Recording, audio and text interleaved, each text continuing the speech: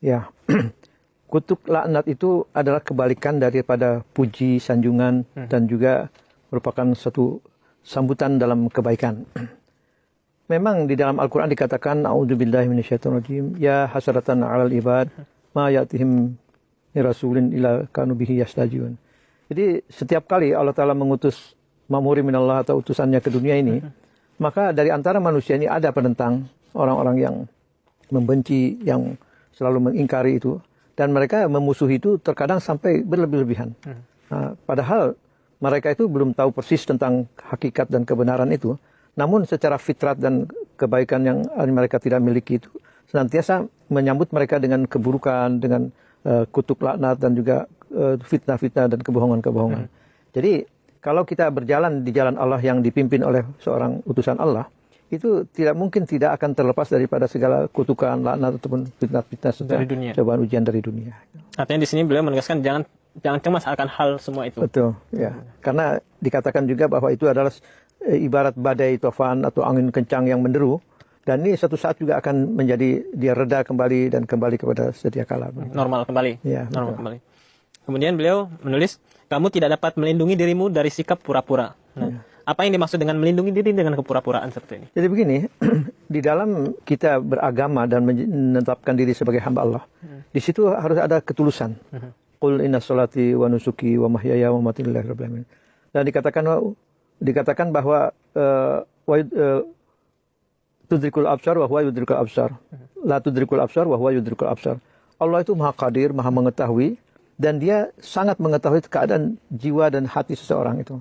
Jadi kita tidak bisa di luar lain, di dalam lain, di dalam ucapan maupun perbuatan itu berbeda. Nah, disitulah yang diharapkan oleh Hadrat Masih Maud SAW itu ada keserasian antara iman dan amal, dan keyakinan, dan juga dalam ketulusan di dalam beribadah atau pengkhidmatan kepada agama. Ketika beribadah memang tujuannya adalah untuk Allah Ta'ala, bukan untuk ria dilihat orang. Ya, betul, itu sursisnya. Kemudian petunjuk yang beliau sampaikan dalam buku tersebut, apabila terdapat di dalam dirimu kegelapan, walau sedikit saja, kegelapan itu akan menghalau semua cahaya nuranimu. Betul. Nah, kita harus tahu jelas apa yang dimaksud dengan kegelapan di sini, dan apa pula itu disebut cahaya. Sebetulnya, di dalam diri manusia itu ada yang dikatakan hawa nafsu. Innan nafsal ammarata bisu. Nah, di dalam diri manusia, kalau suara hati nurani kita itu mengikuti hawa nafsu dan hal-hal yang bertentangan dengan kehendak Tuhan, nah ini kegelapan itu lama-lama akan makin menjadi kuat, menjadi besar, melebar. Nah, inilah yang sangat dicemaskan oleh Hadrat Masih Maud SAW. Apabila ada satu kelemahan di dalam diri dan kamu mengikuti, ya, maka itu akan merusak segala keimanan dan ketulusan hati kita. Oleh karena itulah, di dalam kita menjalani itu memang harus adanya suatu ketakwaan, lalu amal soleh, kemudian doa dan istighfar, dan selalu mohon perlindungan dari Allah Subhanahu Wa Taala. Perlu kehati-hatian dalam setiap apa yang kita lakukan. Betul, karena ibarat orang yang yang bertakwa itu berjalan di atas satu yang semak belukar yang penuh dengan duri dan onak, itu yang akan dapat merusak dan keadaan diri kita. Itu kondisi buruk yang disebut sebagai kegelapan di sini, ya Pak? Ya, kegelapan. Karena apa? Kita ini dalam hidup ini hanya terisi oleh terang dan kegelapan. Jadi kalau di dalam diri kita ada sinar, ada daya yang lebih kuat daripada cahaya ini menjadi kuat, maka kegelapan akan hilang.